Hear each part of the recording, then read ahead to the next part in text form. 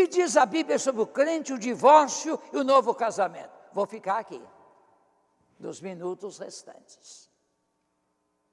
Faz alguns anos, na Igreja Batista Paulistana, recebi a pergunta do mesmo teor, com a seguinte redação: crente pode divorciar?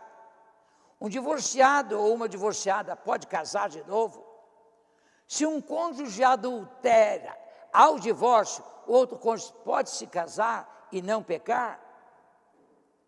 Aqui eu quero oferecer resposta, mudando-se o que deva ser mudado. Mutatis mutandis é o significado da expressão latina que ofereci naquela ocasião. Há 3 perguntas presentes neste questionamento. Primeira, o crente pode divorciar? De acordo com as leis brasileiras, pode. Mas a vontade original de Deus, expressa na criação e reiterada por Jesus, é: o que Deus ajuntou, não o separe o homem. E a intenção de Deus está lá em Malaquias 2,16. Deus procura uma semente piedosa, por isso Ele odeia o divórcio. A Bíblia é clara nisso. O propósito divino para o casamento é que ele seja indissolúvel e constitua bênção para a sociedade humana, em sendo estável. Entretanto, a maldade humana tem produzido enfraquecimento e ruptura dos laços conjugais e vem crescendo o número de separações informais e divórcios. Disse Jesus que Deus permitiu o divórcio por causa da dureza do coração humano. Mateus 19:8. Mas não como seu prazer. Não é vontade de beneplácito, vontade em que ele queira, mas vontade permissiva. Do que respeita a isso, há uma vontade, repito, permissiva de Deus, mas não de beneplácito ou de determinação.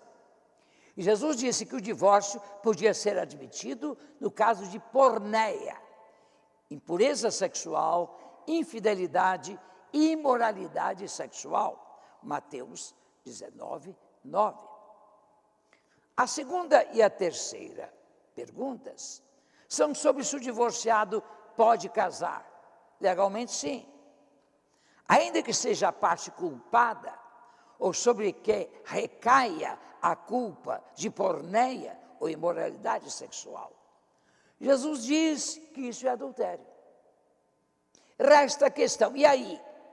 O que fazer com a pessoa, se é crente e membro de uma igreja?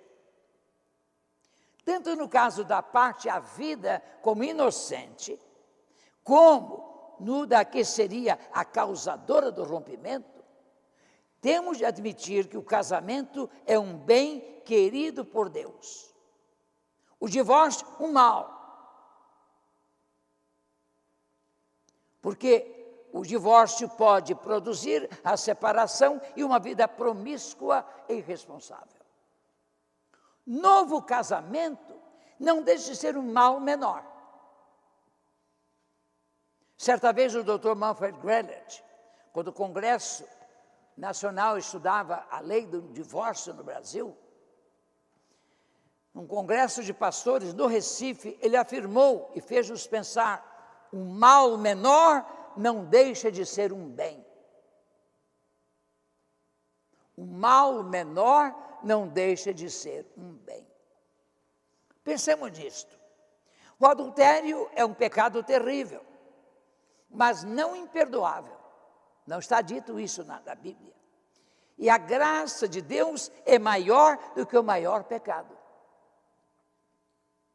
O adultério é tanto perdoável pela vítima, como perdoável diante de Deus. Mas notemos, conquanto a culpa do pecado tenha sido removida, e é removida, porque Deus perdoa de fato, como ocorreu com Davi e Batseba, as consequências são certas e incontornáveis. Deus perdoa a culpa e as penas do pecado, mas não as consequências. Davi teve problema com a família, com os filhos, durante toda a sua vida. Viram que encrenca foi a vida dele? O adúltero é perdoado, Deus perdoa, mas ele vai pagar as consequências. Deus não perdoa as consequências. O que o homem semear, isso também sai para lá. Ele vai dar força para aguentar as consequências. Mas ele não retirará as consequências, senão ele criaria um bando de irresponsáveis neste mundo. E ele não quer fazer isso. Mas Deus tem tido misericórdia de muitas pessoas que passaram pela trágica e dolorosa experiência do divórcio. Casaram-se de novo e vieram a ser felizes, perdoadas pelo Senhor. Eu conheço casais que casaram depois de divorciados, criaram, formaram uma nova família e foram abençoados, tiveram filhos abençoados.